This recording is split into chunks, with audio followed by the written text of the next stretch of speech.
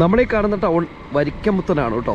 ഈ വരിക്കമുത്തനിൽ നിന്ന് നമ്മൾ നേരെ പോയി കഴിഞ്ഞാൽ നമുക്കൊരു പുതിയ വഴി ഉണ്ടായിട്ടുണ്ട്. ആ വഴി കൂടെ നമ്മൾ നേരെ പട്ടേക്കുടി ഗ്രാമത്തിലേക്ക് നമ്മൾ യാത്ര ചെയ്യുകയാണ്. അപ്പോൾ അതെ, ഇങ്ങോട്ട് പോയാൽ നമുക്ക് വെൺമണി വഴി തൊടുപുഴയ്ക്ക് പോകാൻ പറ്റും. നേരെ പോണത് പട്ടേക്കുടിക്കാണ് കേട്ടോ. അപ്പോൾ ഈ വഴി പണി പൂർത്തിയായിട്ട് അധികം നാളൊന്നും ആയിട്ടില്ല, ഒരു 3-4 മാസമൊക്കെ ആയിട്ടുള്ളൂ.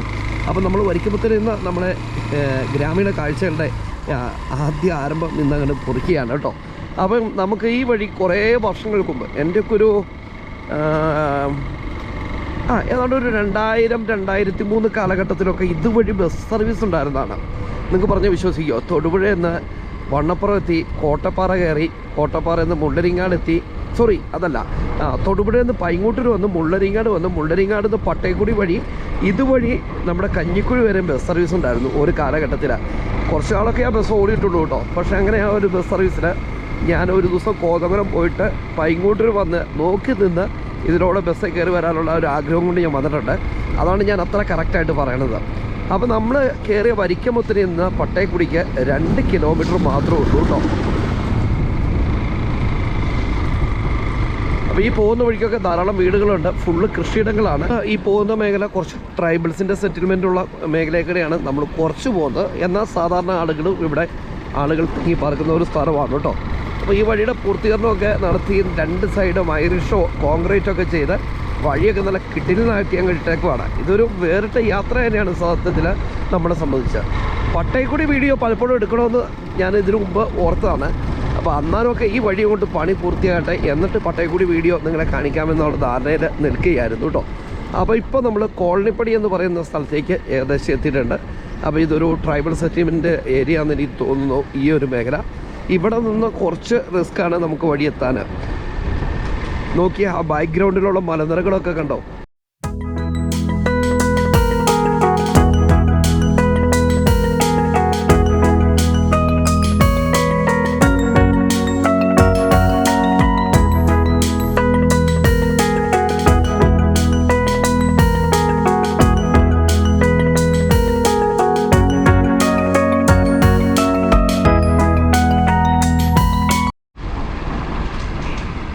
ഇനി ഈ വഴിയുടെ ഈ കഞ്ഞിക്കുഴി വരിക്കമുത്തം പട്ടേക്കുടി വഴിയുടെ ഏറ്റവും ദുർഗം പിടിച്ചത് ഇവിടെയായിരുന്നു കേട്ടോ. ഇതിനു മുമ്പ് ഇതിലൂടെ അന്ന് കല്ലൊക്കെ ചാടി വേണമായിരുന്നു പോകാൻ. പക്ഷേ അതൊക്കെ ഇപ്പോൾ അടിപൊളിയായിട്ട് പണിത് നല്ല സെറ്റാക്കി വെച്ചിരിക്കുകയാണ്. അപ്പോൾ അതുകൊണ്ട് തന്നെ ഇനിയിപ്പം നമുക്ക് പട്ടേക്കുടിയൊക്കെ പോകാൻ ഏറ്റവും എളുപ്പമാകുന്ന ഒരു വഴിയാണിത്. ഇവിടെ കുറച്ച് വളവുകളുണ്ട് കേട്ടോ. ഈ വളവൊക്കെ കടന്നു വേണം നമുക്ക് യാത്ര ചെയ്ത് പോകാൻ വേണ്ടി. അപ്പോൾ ഈ പോകുന്ന വഴിക്കൊക്കെ ശരിക്കും പറഞ്ഞു കഴിഞ്ഞാൽ കൃഷിയിടങ്ങളാണ് ഫുള്ള് കാണുന്നത്. ഈ കൃഷിയിടങ്ങളുടെ താഴെ ഒരുപാട് ആളുകൾ തിങ്ങിപ്പാർക്കുന്ന ഒരു സ്ഥലവും കൂടിയാണ്. അതുപോലെ തന്നെ നമുക്ക് ധാരാളമായിട്ടുള്ള കുറേ കാഴ്ചകൾ നമുക്ക് ഈ മേഖലയിൽ കാണാനും സാധിക്കും കേട്ടോ. അപ്പം മഴക്കാലത്തൊക്കെ ആണെങ്കിൽ പട്ടേക്കുടിയുടെ വൈബ് വേറെ ഒന്ന് തന്നെയാണ്. ഈ പട്ടേക്കുടിയിലായിരുന്നു നമ്മുടെ മീനുകുളിയാൻ പാറ ഉണ്ടായിരുന്നത്. ഇപ്പോൾ അത് നിലവിൽ ഫോറസ്റ്റ് ഡിപ്പാർട്ട്മെൻറ്റ് ബ്ലോക്കാക്കിയിട്ടേക്കാണ്, പ്രവേശനമില്ലെന്നാണ് നമുക്കറിയാൻ വേണ്ടി സാധിച്ചത്. അങ്ങനെ നമ്മളിത് മുന്നോട്ട് യാത്ര ചെയ്ത് പോയിക്കൊണ്ടിരിക്കുകയാണ്. യെസ്, നല്ല കിടിലം വഴി അല്ലേ.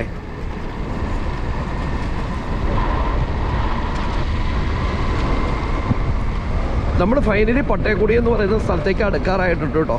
അപ്പോൾ ഇത് പുല്ലുകൊണ്ടൊക്കെ പോകുന്നൊരു ചേച്ചി കണ്ടോ.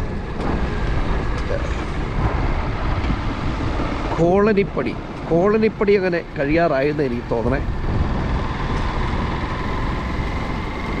വാവ്, എന്തൊരു സൂപ്പറാന്ന് നോക്കിയ സ്ഥലം.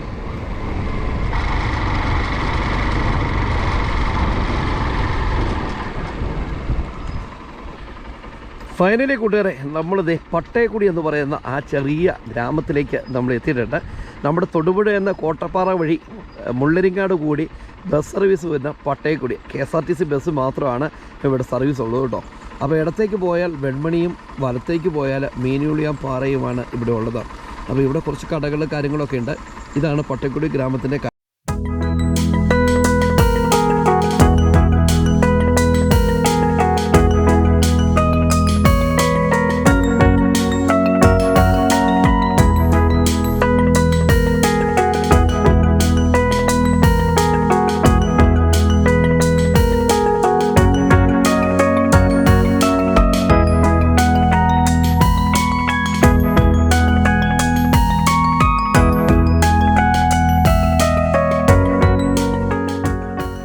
നമ്മൾ യാത്ര ചെയ്ത് വന്ന വഴി ഇതാണ് കേട്ടോ. അപ്പോൾ ഈ വഴി നമ്മളിങ്ങനെ വന്ന് നേരെ ഈ കാണുന്ന വഴിയില്ലേ, ഇതിലൂടെ പോയി കഴിഞ്ഞാൽ നമുക്ക് മീനുളിയമ്പാറയ്ക്ക് പോകാൻ പറ്റും.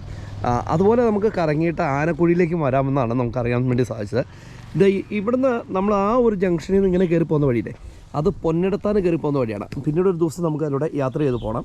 അപ്പം നമുക്ക് പട്ടയക്കുടി ഗ്രാമത്തിൻ്റെ ചെറിയൊരു വിശേഷം ഇതാണ്. ചേട്ടാ നമസ്കാരം ചേട്ടാ, എന്നാ പേരൊക്കെ? വിജയൻ. നമ്മൾ ഈ പട്ടയക്കുടിയിൽ എത്ര വർഷമായി? ഞാൻ വന്നിട്ട് 10 വർഷമായി. ആണല്ലേ. ഈ പട്ടയക്കുടിയിൽ നിന്ന് പേര് വരാൻ കാരണം എന്നാ, ഇവിടെ കുടിയുള്ളതുകൊണ്ടാണോ? അതെ. അങ്ങനെ ആദിവാസികളോട് ചോദിച്ചാൽ കറക്റ്റ്. എങ്ങനെ? ആദിവാസികളോട് ചോദിച്ചാൽ കറക്റ്റ് അറിയത്തുള്ളൂ. ഇവിടുന്ന് പൊന്നെടുത്ത വഴി തെളിഞ്ഞതാണോ? ടാറിങ്ങ അല്ലേ. അപ്പോൾ ഓക്കെ. എല്ലാവരും പട്ടയക്കുടിക്കാരാണോ? പട്ടയക്കുടി എന്ന് പറഞ്ഞാൽ അതിൻ്റെ ചരിത്രങ്ങൾ നമുക്കറിയത്തില്ല. പക്ഷേ കാരണം പട്ടയക്കുടിയുടെ ചരിത്രം എന്നാന്ന് അറിയണമെങ്കിൽ മറ്റേ മൂപ്പന്മാരോട് ചോദിക്കണം. ഇവിടെ ഊരുമാർ. എൻ്റെ പേരെന്നാ? എൻ്റെ പേര് സാമനേട്ടാ. സാം. പട്ടയക്കുടി എന്ന് പേര് വരാൻ കാരണം? അതിനെക്കുറിച്ച് എനിക്ക് വലിയ കൂടെ അറിയത്തില്ല. പഴയ കാലത്തുള്ള ഈ മറ്റേ ട്രൈബൽസുള്ള ആൾക്കാർ ഇട്ടേക്കുന്ന പേരാണ്. ഇത് ശരിക്കും കുടിയാണ്. അപ്പം ഇതേതാണെന്നറിയോ, ആദിവാസികളുടെ ഒരു കോളനിയായിരുന്നു. അപ്പം അങ്ങനെയാണ് പട്ടയക്കുടി എന്ന് പേര് വരാൻ കാരണം. അപ്പോൾ അവര് ഈ യഥാർത്ഥമായിട്ട് അത് കഴിഞ്ഞ് വന്നതാണ് നാട്ടുകാരെല്ലാം. ഇപ്പോൾ ഏറ്റവും കൂടുതൽ ഇവിടെ നാട്ടുകാരാണ്. പട്ടയക്കുടി ഗ്രാമത്തിൻ്റെ ആ ഒരു വിശേഷങ്ങളിൽ നിന്ന് നമ്മൾ മുന്നോട്ട് പോയിക്കൊണ്ടിരിക്കുകയാണ്. നമുക്ക് മുന്നോട്ട് പോകുമ്പോൾ ഇവിടെ നമുക്കൊരു ചെറിയ കുരിശുപള്ളി കാര്യങ്ങളൊക്കെ നമുക്ക് കാണാൻ പറ്റും. ഇവിടെയും കുറേ കടകളൊക്കെ ഉണ്ട് കേട്ടോ. വൈകുന്നേര സമയമാണ് ഇവിടെയൊക്കെ രാജാവായിട്ട് വരുള്ളൂ ആളുകൾ. അപ്പം നമുക്ക് ഇവിടെ എന്തൊക്കെയോ ഒരു പ്രോഗ്രാം നടക്കുന്നതായിട്ട് നമുക്ക് ഫീൽ ചെയ്യുന്നുണ്ട്. ഇവിടെ നിന്ന് ഈ വഴി ഇങ്ങനെ പോയി കഴിഞ്ഞാൽ 1.5 കിലോമീറ്ററുള്ളൂ വെൺമണിക്ക് പോകാൻ വേണ്ടി. അപ്പം വെൺമണി പോകുന്ന വഴിയാണ്. ആ വഴിയാണ് ഈ പട്ടയക്കുടിയിലെ ഒരു പ്രശസ്തമായ ഒരു ക്ഷേത്രമുള്ളത് കേട്ടോ. അപ്പം നമ്മൾ പട്ടയക്കുടി ജംഗ്ഷൻ ഇതാണ്. അപ്പോൾ ഇവിടെ എന്തോ വഴിയുടെ നിർമ്മാണ പ്രവർത്തനങ്ങളൊക്കെ ആയിട്ട് ഇവിടെ ഇങ്ങനെ മാന്തി ഇട്ടിരിക്കുകയാണ്. ഇവിടെ ഒരു ചെറിയ ഒരു ഷോപ്പ് ഇതിനോട് ചേർന്നുണ്ട്. ഇവിടെ നിന്ന് നമുക്ക് ഇനി പോകുന്നത് ആനക്കുഴി എന്ന് പറയുന്ന സ്ഥലത്തേക്കാണ് കേട്ടോ. അപ്പം പോകുന്ന വഴിക്കെല്ലാം കുറേ കാഴ്ചകളൊക്കെ ഉണ്ട്. പട്ടയക്കുടിയിലേക്കുള്ള വഴിയുടെ നിർമ്മാണ പ്രവർത്തനങ്ങൾ നടന്നുകൊണ്ടിരിക്കുകയായിരുന്നു. നമ്മൾ അപ്പുറത്തെ വഴി പോയാൽ മതിയായിരുന്നു കേട്ടോ. 2 കിലോമീറ്റർ കൂടുതൽ വരുള്ളൂ ആയിരുന്നു.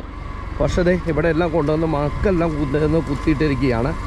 എങ്ങനെ പോകാൻ പറ്റുമെന്ന് എനിക്കറിയത്തില്ല. ഇവിടെ നിർമ്മാണ പ്രവർത്തനങ്ങളൊക്കെ നടന്നുകൊണ്ട് നമ്മൾ കുറച്ച് കഷ്ടപ്പെട്ടു. അത് കഴിഞ്ഞാൽ വീണ്ടും നമ്മൾ ടാറിംഗ് റോഡിലേക്ക് എത്തിയിട്ടുണ്ട് കേട്ടോ. അപ്പോൾ ഈ വഴിയുടെ നിർമ്മാണ പ്രവർത്തനങ്ങൾ ഏതാണ്ട് പൂർത്തിയാക്കാൻ വേണ്ടി ഇവിടെ സോളിങ്ങൊക്കെ ചെയ്തിട്ടേക്കുവാണ്.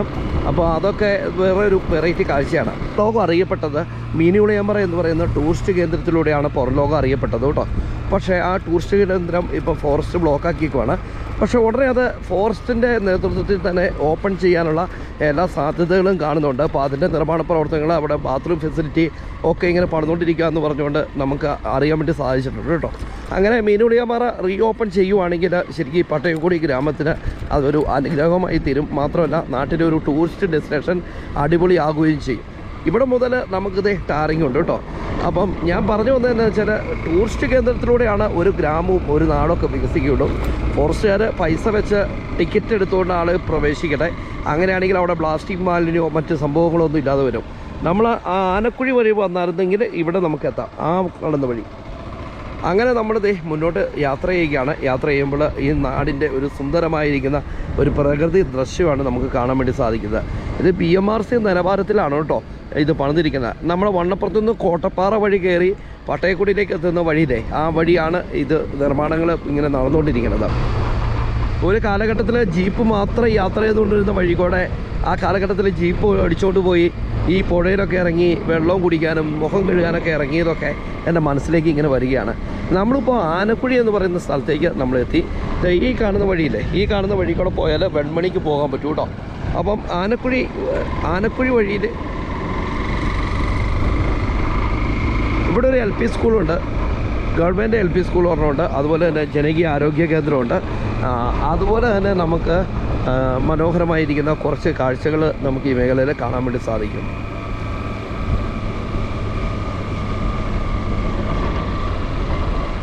യെസ്, ആനക്കുഴി എന്ന് പറയുന്ന ആ കൊച്ചു സ്ഥലത്തോടെയാണ് നമ്മളിപ്പോൾ യാത്ര ചെയ്തുകൊണ്ടിരിക്കുന്നത്. ഇവിടെയും നമ്മളിപ്പോൾ എത്തി നിൽക്കുന്ന സ്ഥലം എന്ന് പറയുന്നത് ആനക്കുഴി എന്ന് പറയുന്ന സ്ഥലമാണ്. നമ്മൾ പട്ടയക്കുടി കണ്ടില്ലേ, പട്ടയക്കുടിയിൽ നിന്ന് ഏകദേശം ഒരു 2.5 കിലോമീറ്റർ അല്ലേ, 2-3 കിലോമീറ്റർ ഏകദേശം ഒരു 1 കിലോമീറ്റർ 1.5 കിലോമീറ്റർ ഒക്കെ ഉള്ളൂ. അപ്പോൾ ഇവിടെ ഇതുണ്ട്, ഒരു പുതിയ വഴി പണിയണം കേട്ടോ. ഈ വഴി ശരിക്കും ഏണിത്താഴം എന്ന് പറയുന്ന സ്ഥലത്തേക്ക് പോകുന്ന ഒരു വഴിയാണ്. ഇവിടെ മനോഹരമായ കുറേ ദൃശ്യങ്ങളുണ്ട് കേട്ടോ. ചേട്ടൻ ഈ നാട്ടുകാരനാണോ? അതെ അല്ലേ. പേരെന്തേട്ടാ? പേരൊന്നും കൂടെ പറഞ്ഞു. എൻ്റെ പേര് ദിലീപ്. ദിലീപ്. ചെറിയ പച്ചക്കറി കട നടത്തുകയാണ്. ആ കടയല്ലേ. ആ ഓക്കെ ഓക്കെ. ഇവിടെ എന്തോരം പോപ്പുലേഷനുള്ള മേഖലയാണിത്?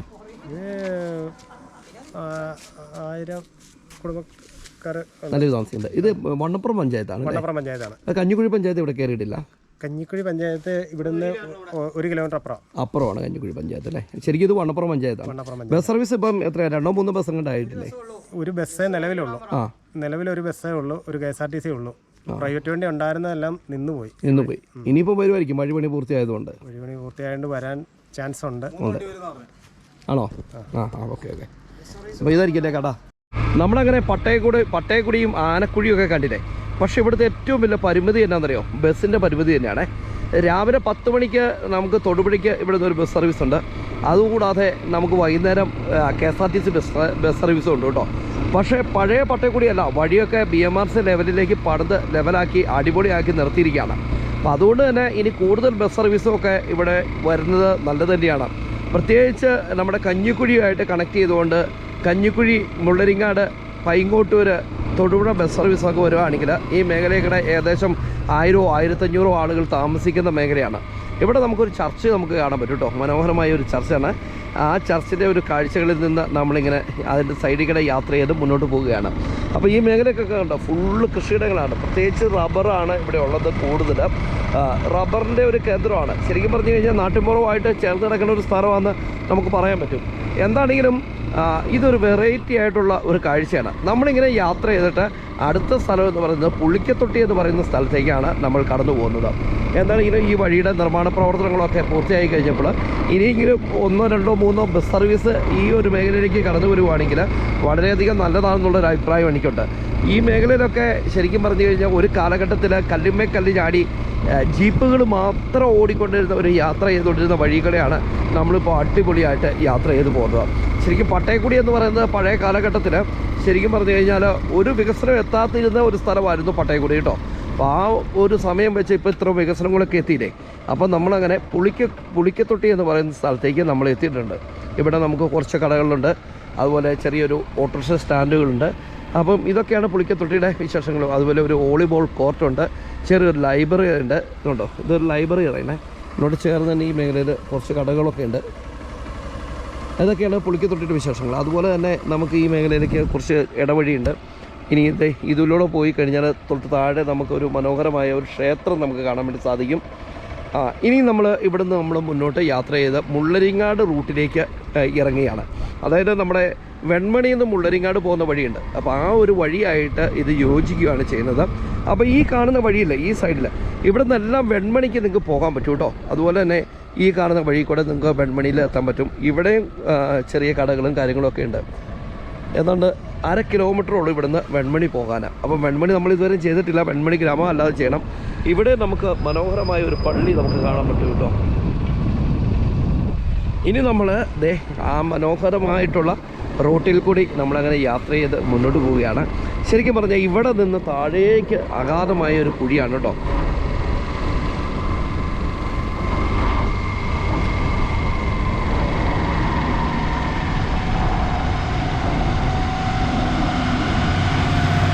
ക്ഷീര കർഷകരൊക്കെയാണ് ഈ മേഖലയിൽ കൂടുതലുള്ളത്.